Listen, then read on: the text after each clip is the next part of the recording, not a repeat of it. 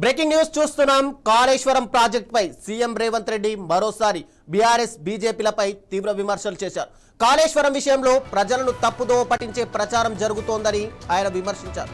వాస్తవాలను ప్రజల ముందుకు తీసుకురావడానికే తాను వచ్చానని రేవంత్ తెలిపారు. మేడిగడ్డ, అన్నారం, సుందిళ్ల బ్యారేజీల నిర్మాణ లోపాలపై ఎన్డీఎస్ఏ ఇప్పటికే స్పష్టమైన నివేదిక ఇచ్చిందన్నారు రేవంత్. అయితే అప్పటి ప్రభుత్వం ఇంజనీర్ల హెచ్చరికలను కూడా పట్టించుకోలేదని చెప్పి ఆరోపణలు చేశారు. ఇక కేసీఆర్ నిర్లక్ష్యం వల్లే మేడిగడ్డ బ్యారేజ్ దెబ్బతిందని, ఎన్డీఎస్ఏ సూచనల మేరకే నీటిని ఎత్తిపోస్తామని ఆయన స్పష్టం చేశారు. ఇక కాళేశ్వరం అంశంపై వచ్చే పార్లమెంట్ సమావేశంలో సిబిఐ విచారణ కోరుతామని ప్రకటించారు. కాళేశ్వరంపై అవాస్తవ ప్రచారం చేసే వారికి తగిన సమాధానం ఇస్తామని రేవంత్ హెచ్చరించారు.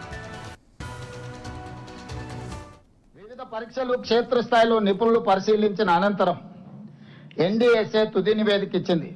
అందులో మేడిగడ్డ, అన్నారం, సుందిళ్ల బ్యారేజు నీటి నిల్వకు అనుకూలం కావని తేల్చి చెప్పింది. పేజీ నెంబర్ 346 పేజీలో మేడిగడ్డ బ్యారేజ్ 7వ బ్లాక్ నష్టం వల్ల బ్యారేజ్ నుంచి నీటి మళ్లింపు పనికి రాకుండా పోయింది. ఈ నివేదికలో 346 పేజీల స్పష్టంగా 7th బ్లాక్ డ్యామేజ్ అవ్వడం వల్ల నీటిని నింపడం కానీ నీటిని మళ్లించడం కానీ కుదరదు. దీనివల్ల మొత్తం ఎంటైర్ మేడిగడ్డ బ్యారేజ్ దెబ్బతిన్నదని చెప్పింది. 352 పేజీలో అన్నారం బ్యారేజ్ తీవ్రంగా దెబ్బతిన్నది, నీటి మళ్లింపు సురక్షితం కాదని చెప్పింది. 356 పేజీలో సుందిళ్ల బ్యారేజ్ తీవ్రంగా దెబ్బతిన్నందున నీటిని మళ్లించడం సురక్షితం కాదని చెప్పింది.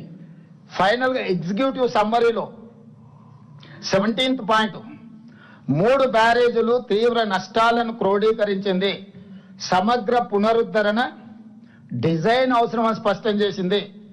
మొత్తం బ్యారేజ్ పటిష్టత, భద్రతపై సమగ్ర అంచనా వేసి ఇప్పుడున్న దుస్థితిని అరికట్టడానికి తక్షణ స్థిరీకరణ చర్యలను కూడా సిఫార్సు చేసింది ఇందులోనే. అంటే దీన్ని 3 బ్యారేజీలు నీళ్లు నింపడానికి కుదరదు. ఈ బ్యారేజీల నిర్మాణంలో చాలా లోపాలు ఉన్నాయి. వీటిని సరిదిద్దడానికి కూడా వాళ్ళు ఒక స్ట్రక్చరల్గా సజెషన్స్ ఇచ్చారు.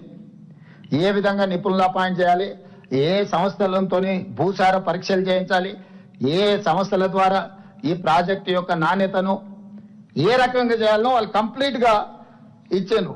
చివరిగా ఇంకే మాట అన్నారు, పునరుద్ధరణ డిజైన్లు, రిపేర్లు, ఇతర పనులన్నీ ఎన్డీఎస్ఏ లేదా సిడబ్ల్యూసి ఆమోదంతోనే చేపట్టాలని ఎన్డీఎస్ఏ సిఫార్సు చేసింది.